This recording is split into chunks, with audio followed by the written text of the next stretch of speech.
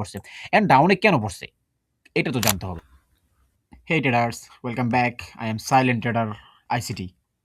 আজকে যে টপিকটি নিয়ে আলোচনা করব সেটা হচ্ছে ক্যান্ডেল সাইকোলজি। এখানে মেইন বিষয় হলো আপনি একটা হায়ার টাইম ফ্রেমের ক্যান্ডেল দেখে লোয়ার টাইম ফ্রেমে শিফট হয়ে কিভাবে প্ল্যান করতে পারেন, এবং আমি আশা করি যদি আপনি ফুল ভিডিওটি দেখেন তাহলে অনেক ভালো কিছু শিখতে পারবেন। আর নতুন হয়ে থাকলে অবশ্যই আমার টেলিগ্রাম এবং ইউটিউব চ্যানেলে জয়েন থাকবেন সাবস্ক্রাইব করে, ওকে? আর এই চ্যানেলের মধ্যে আমি লাইভ করি, লাইভ ট্রেড দেই। আলহামদুলিল্লাহ প্রতিটা লাইভ সেশন আমার প্রফিটেবল। চাইলে আপনারা চেক করে আসতে পারেন। ওকে, আমি কথা না বাড়িয়ে কিছু ক্যান্ডেল দেখাই আপনাদেরকে। মার্কেটটা ক্যান্ডেলগুলো বুলিশ হোক বা বেয়ারিশ হোক একই রকমভাবে কাজ করবে। এখন নিচের কোনো একটা লেভেল থেকে হায়ার টাইম ফ্রেমে আপনি ধরুন এখানে ১ ঘন্টা টাইম ফ্রেমের ক্যান্ডেলগুলোতে এনালাইসিস করতেছেন, যেটা মূলত আমি করি ১ ঘন্টার চার্টকে এনালাইসিস করে লোয়ার টাইম ফ্রেমে এসে ৩ মিনিট ১ মিনিটে এসে আমি ট্রেড করি। এখন আপনিও সেম কাজটা করতে পারেন। সেক্ষেত্রে আমি এটাকে ১ ঘন্টার ক্যান্ডেল ধরবো। ১ ঘন্টার ক্যান্ডেল নিচ থেকে খুব হাইলি আপের দিকে যাচ্ছিল, এবং এই ২ টি ক্যান্ডেল দেখে আপনার কি মনে হচ্ছে? বায়ার্স আপাতত কোন দিকে?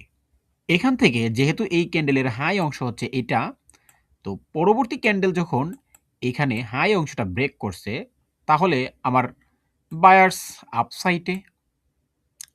খুব নরমাল লজিক। এখন এইখানে আপনি সেল প্ল্যান তো করতে পারেন না। আপাতত আপনাকে বাই প্ল্যান করতে হবে। কিন্তু এখানে আপনাকে একটু কনফিউশনে ফেলবে যে এই যে হাইটা, এইটা কিন্তু ক্যান্ডেলের হাই, পরবর্তী ক্যান্ডেল, এটা হচ্ছে পরবর্তী ক্যান্ডেল, এটা হচ্ছে ক্যান্ডেলের হাই এবং এইখানে হচ্ছে ক্যান্ডেলের লো, এবং এখানে ক্যান্ডেলের ওপেনিং হলেও এখানে বর্তমানে ক্যান্ডেলের ক্লোজ, আপাতত ক্লোজ। এখন এই অংশ থেকে আমরা যদি এই অংশ থেকে এই অংশটাকে মার্ক করতে যাই, হ্যাঁ? মানে আমাদের যদি আ ফিবোনাচ্চি অথবা জ্ঞান বক্সটা টান দিই, তাহলে আমাদের প্রিমিয়াম অ্যান্ড ডিসকাউন্ট জোনটা আমরা যদি খুঁজি, তাহলে এটা হচ্ছে প্রিমিয়াম জোন অ্যান্ড এটা হচ্ছে ডিসকাউন্ট জোন। এখন এখানে আরেকটা বিষয় হচ্ছে, আগের ক্যান্ডেলের হাই যেহেতু বডি দিয়ে ব্রেক করছে, ঠিক আছে? বায়ার্স আপাতত আপ, কিন্তু উপরে তো অনেক মানে বিশাল বড় একটা উইক ফেলে আসছে, যেটা হচ্ছে গিয়ে আমাদের প্রিমিয়াম জ্ঞান বক্স দিয়ে 50% এর নিচে, 50% এর নিচে ক্যান্ডেলটা। সেক্ষেত্রে উপরে অনেক উইক, এখানে সেলিং প্রেশার থাকার কারণেই কিন্তু বায়াসরা উইক হয়ে গেছে। এখানে কিন্তু আপনাকে কনফিউশনে ফেলবে যে আপনি কোথায় ট্রেড করবেন। সো আগে আপনাকে ক্যান্ডেলের সাইকোলজিটা বুঝতে হবে যে ক্যান্ডেল আসলে কি বলতেছে। এখানে যদি আমি প্রাইস অ্যাকশনের কথা বলি, তাহলে আমার আপাতত মার্কেট ডাউন আসার কথা। কিন্তু নিচের দিক থেকে কিন্তু প্রেশার আছে আপের দিকে। ঠিক আছে? ওকে। এখন পরবর্তী ক্যান্ডেলটা আমাদেরকে প্ল্যান করতে হবে যে আমরা সেল প্ল্যান করব নাকি বাই প্ল্যান করব। তো ক্যান্ডেল এটা এইখানে আছে, আপাতত এটা রানিং ক্যান্ডেল। আমরা ধরে নিব যে এটা ১ ঘন্টার চার্ট তো। ১ ঘন্টার ক্যান্ডেল যেহেতু, সেক্ষেত্রে আমি এই ক্যান্ডেলটার টাইমটা ধরে নিলাম যে আরো ধরেন ২৫ মিনিট। আরো ২৫ মিনিট আছে ক্যান্ডেলের টাইম এখানে আছে। আরো কিন্তু ২৫ মিনিট আছে। মানে ক্যান্ডেল এটা ১ ঘন্টা থেকে ২৫ মিনিট মাইনাস হয়ে গেলে মানে ততক্ষণে ক্যান্ডেল হয়ে গেছে। আপাতত আর ২৫ মিনিট আছে। ধরে নিলাম আরকি। ৩৫ মিনিট ক্যান্ডেলটা হয়ে গেছে আর ২৫ মিনিট আছে। এখন কিন্তু আমার চাইলে ২৫ মিনিটে কিন্তু ক্যান্ডেলটা এই যে অংশটা আছে আমার যে মানে 50% এর অংশটা, এই অংশটা কিন্তু ব্রেক দিয়ে নিচে আসতে পারে। কিন্তু আমি জানি না। তবে আমাকে ২৫ মিনিটের ভিতরে যদি আমি লোয়ার টাইম ফ্রেমে এসে আমার কনফার্মেশন নিচ বা আপের দিকে দেই, তাহলে কিন্তু আমি ট্রেড করব। সেক্ষেত্রে আমার নিচের যেই এসবিএস লাইনটা আছে, সাপোর্ট বিকাম রেসিস্ট্যান্স লাইনটা আছে, এখানে আমরা লাইনটা ড্র করে দিব। এখন মার্কেটের ডিরেকশন কি? যে এই ২৫ মিনিটের ভিতরে যদি মার্কেটটা এই লেভেলের ভিতরে এসে ক্লোজিং দেই, এই লেভেলের ভিতরে এসে যদি এখানেও যদি ক্লোজিং দেই, অথবা আচ্ছা আমি চার্টটা একটু ক্লিয়ার করি। এদিকে ক্লোজিং দেই, তাহলে কিন্তু আমরা সেল প্ল্যান করতে পারি। কিন্তু আমি এই এসবিআরটা কেন ড্র করলাম? মার্কেটের ডিরেকশন এইখানে ট্যাপ দিয়ে মার্কেট আবার আপের দিকে যেতে পারে। কারণ এখানে আরেকটা কারণ থাকতে পারে। দেখা গেল আমার যে হায়ার টাইম ফ্রেমের লেভেলটা, সেটা হায়ার টাইম ফ্রেমের লেভেলটা কিছুটা উপরে আছে। কিছুটা উপরে আছে।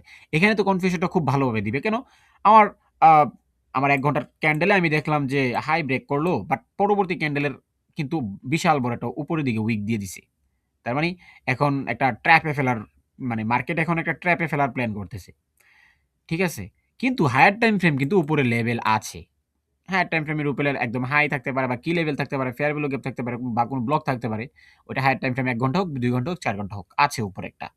তাহলে কিন্তু আপনি এখানে কনফিউশন এ মানে পড়ে যাবেন। এখন এইখান থেকে আপনি কিভাবে ট্রেড বের করবেন সেটা আমি এখন আরেকটু যদি লোয়ার টাইম ফ্রেমে যাই তাহলে বুঝতে পারবেন। আমি চার্টে গিয়ে আপনাদেরকে একটু দেখাচ্ছি। আমার যেটা আজকে মানে আমার আজকের লাইভে এই সেম জিনিসটাই হইছে। ঠিক আছে? এটা হচ্ছে সেই চার্ট, ১ ঘন্টার চার্ট এবং যদি আপনি দেখেন এখান থেকে খুব ভালো পরিমাণে একটা বাইং প্রেশার ছিল এবং এই যে পরবর্তী ক্যান্ডেলটা, এই ক্যান্ডেলটা কিন্তু এই যে এখানে হচ্ছে হাই এবং এখানে হচ্ছে লো। এখানে যদি আমি 50% মার্ক করতে চাই তাহলে 50% টা এখানে হবে। তাহলে আমার কিন্তু 50% এর নিচেই কিন্তু এখনো বডি। 50% থেকে বেশি আমার ক্যান্ডেলের বেশিরভাগ অংশে কিন্তু উইক। উপরের দিকে উইক তার মানে মার্কেট বোঝাচ্ছে যে আপের দিকে যাবে না, একটা কনফিউশন ফেলে দিচ্ছে। বাট এদিকে আমাদের যদি আমি যদি বাম পাশের দিকে তাকাই তাহলে অনেক লিকুইডিটি দেখতে পাবো এবং সেখানে ছিল। আপনারা যদি চার্টটা দেখেন তাহলে বুঝতে পারবেন। এটা হচ্ছে ১ ঘন্টার চার্ট। উপরে একটা হায়ার টাইম ফ্রেমের লিকুইডিটি আছে। এখন এইখানে আমি এসবিআরটা মার্ক করলাম অ্যান্ড ক্যান্ডেল কিন্তু তখন এটা এখন তো এটা সুইপ করে আপের দিকে চলে গেছে। তারপর আমি আপনাদেরকে দেখাচ্ছি। কিন্তু ক্যান্ডেল ছিল এইখানে, ক্যান্ডেল কিন্তু এখানে ডাউনে আসে নাই। এখন যদি আমি লোয়ার টাইম ফ্রেম ৩ মিনিট চার্টে আসি, সেক্ষেত্রে আমি এখানে দেখতে পাবো এই যে এই লাইনটা হচ্ছে আমার এসবিআর লাইন। মানে সাপোর্ট বিকাম রেসিস্ট্যান্স লাইন। এখন ৩ মিনিট চার্টের মধ্যে কিন্তু এইখানে একটা কনসোলিডেশন জোন আছে। আমরা তো এটাকে ফেলে দিতে পারি না। অবশ্যই এটাকে মার্ক করতে হবে, রেখে দিতে হবে। আমার লোয়ার টাইম ফ্রেমে যেগুলো দরকার, যেগুলো লাগে কাজে, যেগুলো দিয়ে আমি কনফার্মেশন বাড়াতে পারি, সেগুলো সবগুলোই আমি জাস্ট মার্ক করব। এখন এটা হচ্ছে এই যে এসবিআর লাইনটা কিন্তু আমার কনসোলিডেশন জোনে। এখানে হায়ার টাইম ফ্রেমে কিছু কনসোলিডেশন করতেছিল বিধায় এখানে কিন্তু মানে কয়েকটা ক্যান্ডেল আছে এই জায়গাটার মধ্যে। সেক্ষেত্রে আমি এটাকে মার্ক করে নিলাম অ্যান্ড প্রাইস যখন এখানে হাই বানিয়ে কিভাবে আমাদেরকে মানে ডাউনের দিকে আসার জন্য কিভাবে ফাঁদে ফেলতেছে সেটা জাস্ট একটু দেখেন। এই যে এখানে চেঞ্জ ইন স্টেট অফ ডেলিভারিটা কিন্তু এইখানে ছিল, এই পয়েন্টে ছিল। কিভাবে এইটা আমি আবার কিন্তু এটা কিন্তু ভ্যালিড একটা চেঞ্জ স্টেট অফ ডেলিভারি, ঠিক আছে? কেন? এই যে হাইটা আছে, এই হাইটার দিকে যদি আপনি তাকান, এটা কিন্তু হাইটাকে এই অংশটা ব্রেক করছে। তার মানে আমার এটা হচ্ছে একটা হাই অংশ। তাহলে আমার এই যে change in state of delivery এটা কিন্তু একটা হাই পয়েন্টে আছে। এটা একটা হাই পয়েন্টে আছে, সেক্ষেত্রে এটা ভ্যালিড। হ্যাঁ, এটা ভ্যালিড। এখান থেকে মার্কেট ডাউনে পড়বে। যদিও মার্কেট ডাউনে পড়ছে, কিছুটা উপরে আবার কিছুটা ডাউনে পড়ছে। অ্যান্ড ডাউনে কেন পড়ছে? এটা তো জানতে হবে। ডাউনে পড়ার রিজনটা হচ্ছে আমার এখানে এসবিআর এ টাচ করতে হবে। মার্কেট তো কোনো একটা লেভেল থেকে আপে পৌঁছাতে হবে। অযথা পয়েন্ট থেকে তো আর আপের দিকে যেতে পারবে না। এটা তো অবশ্যই জানেন। দেন এখানে একটা সেল সেট লিকুইডিটি বানাইছে, মার্কেটটা আবার আপের দিকে গেল। এই লিকুইডিটি সুইপ করছে, এই কনসোলিডেশন জোনে আসলো এবং এসবিআর এ ট্র্যাপ দিল, মার্কেট আপ দিকে গেছে। এখন চাইলে আপনি এখান থেকে ট্রেড তো আর করতে পারবেন না। এত মানে এখানে এসএল দিয়ে এইখানে ট্রেড নিয়ে এখানে এসএল দিয়ে এটা পারবেন না হয়তোবা। এখান থেকে কোনো আপনি কনফিউশনে থাকবেন। সেজন্য আপনাকে মাল্টিপল টাইম ফ্রেম ইউজ করতে হবে। অবশ্যই আমি কিন্তু সবসময় বলছি মাল্টিপল টাইম ফ্রেম ইউজ করতে হবে। যেমন আপনি যদি আবার ১ মিনিট চার্টে চলে যান, সেক্ষেত্রে দেখতে পাবেন আবার অন্য রকম কিছু। যেমন এইখানে আপনি সিআইজি ড্র করছিলেন যে এইখানে ছিল এবং আমার যে এসবিআর লাইনটা ছিল, এই যে লাইনটা এবং লিকুইডিটি এখানে ছিল।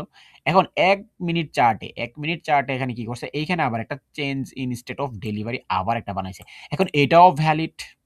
কেন ভ্যালিড? এটা লোয়ার পয়েন্টে আছে ভাই। এটা লোয়ার পয়েন্টে আছে, সেক্ষেত্রে এটা ভ্যালিড। হ্যাঁ, এটা এখান থেকে এগুলো কাজ করবে অনেক বেশি। আর কোথায় change in state of delivery আ বসাতে হয় বা কোথায় মার্ক করতে হয়, এগুলো আমি পরবর্তী ভিডিওতে এটা আপনাদেরকে দিচ্ছি পরবর্তী ভিডিওতে। এটার এই ভিডিওর পরের ভিডিও থাকবে এটা, change in state of delivery নিয়ে। ঠিক আছে? তো এইখানে change in state of delivery আপনি চাইলে এখান থেকে ট্রেড করেন। এসএল দেন এই লো পয়েন্টে অথবা এই লো পয়েন্টে এসএল দেন। আপনি এই লো পয়েন্টে এসএল দিবেন। আমি সবসময় এই লো পয়েন্ট ইউজ করি। আমি যখন লাইভে আপনাদের সামনে ট্রেড করি তখন কিন্তু আমি এইগুলোই ইউজ করি। এগুলো করি না সচরাচর। তবে এখানে দিতে পারেন, সমস্যা নেই। তো এখানেও যদি এসএল দেন আপনার টিপি থাকবে অবশ্যই বাই সাইড পর্যন্ত। এই যে বাই সাইড পর্যন্ত টিপি দিয়ে মার্কেট ডাউনে আসছে। এখন মার্কেটটা ডাউনে আসছে কেন? সেটা এখন আর না বলি। মার্কেটে ডাউনে আসার মানে লজিক আছে। হায়ার টাইম ফ্রেমে নিচে ফেয়ার ভ্যালু গ্যাপ আছে। ওই ফেয়ার ভ্যালু গ্যাপ ট্যাপ করে আরো আপে যাবে। কারণ কি জানেন? আপে যাওয়ার কারণ হচ্ছে মার্কেট যেহেতু আ এই যে আপসাইডে একটা লিকুইডিটি আছে, এটা সুইপ করবে। এই যে এখানে ফেয়ার ভ্যালু গ্যাপ আছে, এখানে আসবে মার্কেটে, এখানে আসে মার্কেট আবার আপের দিকে মুভ দিবে আশা করি। তো আজকে এই পর্যন্তই। ক্যান্ডেলের এই জিনিসটাই দেখানোর ছিল এবং পরবর্তী ভিডিওতে আমন্ত্রণ রইলো। আপনারা যারা চ্যানেলটি এখনো সাবস্ক্রাইব করেননি অবশ্যই সাবস্ক্রাইব করবেন আর ভিডিওতে একটা লাইক দিয়ে দিবেন আর আপনার মতামতটা অবশ্যই শেয়ার করবেন এবং আমি আরও ভালো কিছু আপনাদের সামনে নিয়ে আসবো ইনশাআল্লাহ। আর লাইভে জয়েন করতে ভুলবেন না। আমার টেলিগ্রাম গ্রুপে জয়েন থাকলে আমি সেখানে লিঙ্ক দিয়ে দিই, আপনারা চাইলে এখান থেকে সিগন্যাল গ্রহণ করতে পারবেন। আপনি যদি আমার চ্যানেল থেকে জাস্ট সিগন্যালও গ্রহণ করেন তাও প্রফিটেবল ট্রেডার হয়ে যাবেন, ঠিক আছে? সো আজকের মতো এখানেই, আল্লাহ হাফেজ। দেখা হচ্ছে আগামী কোনো ভিডিওতে।